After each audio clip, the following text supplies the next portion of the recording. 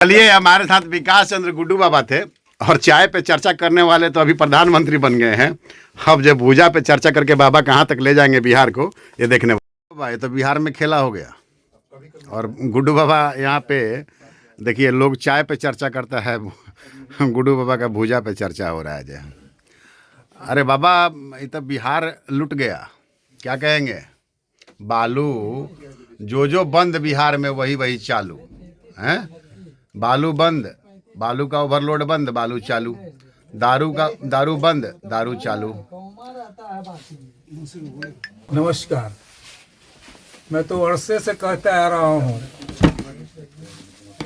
कि बिहार बालू और दारू में फंस कर रह गया। बालू और दारू में फंस कर रह गया मतलब? कहने का मतलब कि सरकार कोई भी नीति बनाती, कुछ भी करती, मंशा पे कोई सवाल नहीं। हाँ। लेकिन उनके जो इम्प्लीमेंट करने वाले जो एजेंसी है, जो अधिकारी हैं, यह माननीय मुख्यमंत्री के किसी भी स्कीम को सफल नहीं होने दे रहे हैं। मतलब 0% जो टॉलरेंस नीति है भ्रष्टाचार पर, क्या आपको सफल होते हुए दिखाई दे रही है? कि जितने जनप्रतिनिधि हैं, जिनका मूल उद्देश्य था अपने क्षेत्रों के विकास के लिए बात करना, मैं नहीं सुनता हूं कि विधानसभा हो, विधान परिषद हो, कोई भी विधायक अपने क्षेत्र के विद्यालय की बात कर रहा हो, अपने क्षेत्र के अस्पतालों की बात कर रहा हो, अपने क्षेत्र के किसानों के हित की बात कर रहा हो। और मेरे पीआईएल में चीफ जस्टिस को आदेश हुआ जुलाई महीने में कि जितने नलकूप बंद पड़े हुए हैं 9 महीने आप चालू करा दीजिए। हम बाबा आज नलकूप पे बात नहीं करेंगे आपका जय ना। आप जमीन जो छोड़वाते रहते हैं, बिहार सरकार को देते रहते हैं, हमको नहीं बात करना है उस पर जय।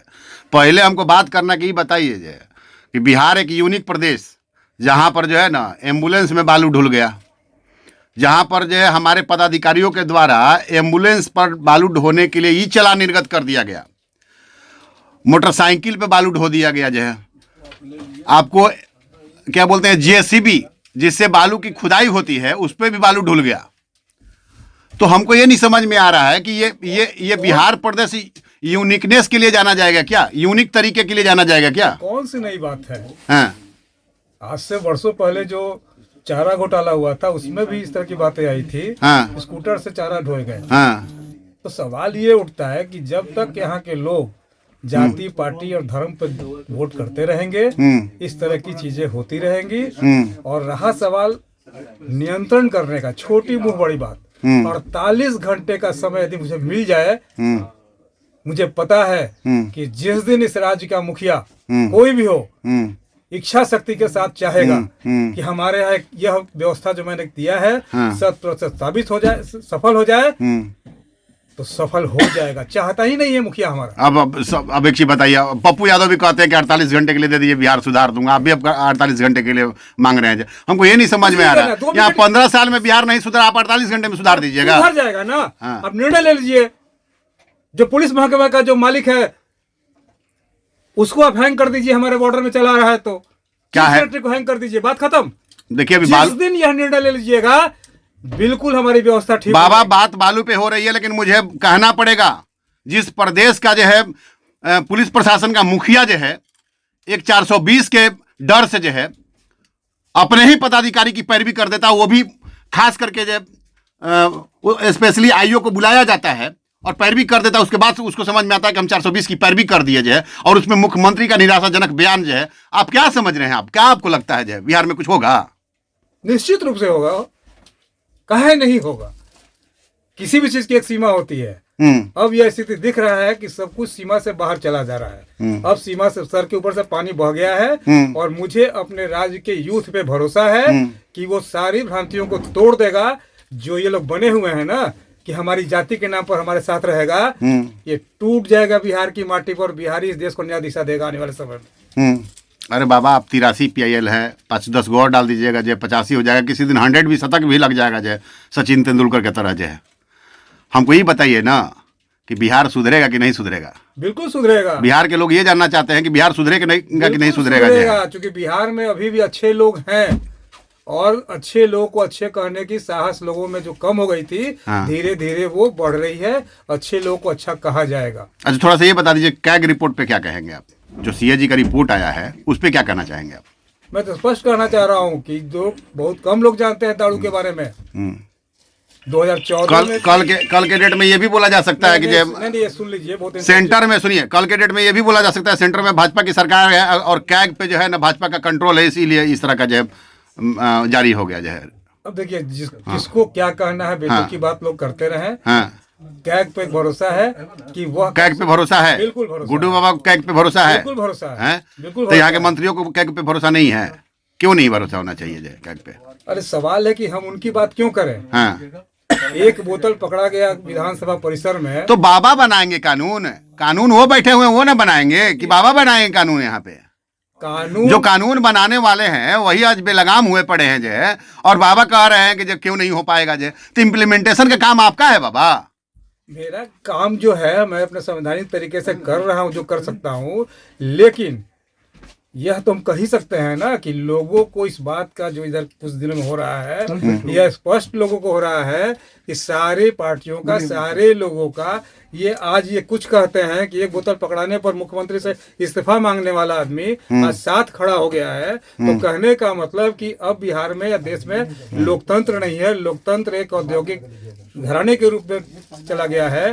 तो यहाँ के देश के लोग और राज्य के लोग, ये नए उद्योगपति जो पैदा हुए इस देश में, वो राजनेताओं के रूप में, उनका उद्योग बिहार से ही ध्वस्त होने जा रहा है आने वाले समय में।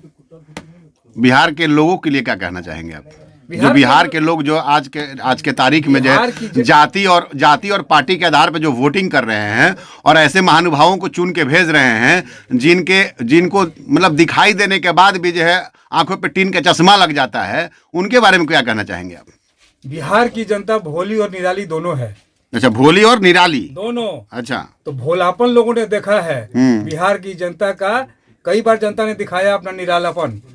बहुत जल्द फिर दिखने जा रहा है, दिखेगा बिहार क्या होगा? मतलब जेपी आंदोलन की तरह कोई आंदोलन हो जाएगा क्या? तो आंदोलन का ऐसा थोड़ी है कि आंदोलन हो गया तो दोबारा आंदोलन नहीं होगा। अच्छा, ये जितने लोग जेपी के चेले हैं, ऐसा थोड़ी है कि ये जहाँ पहुंच गया तो फिर जेपी दूसरा कोई बिहार में नहीं आएगा। चलिए एक चीज और हमको बता दीजिए, कल तक भाजपा साथ में थी हमारे सुशासन बाबू के जो है, तब तक भाजपा को कुछ दिखाई नहीं दे रहा था।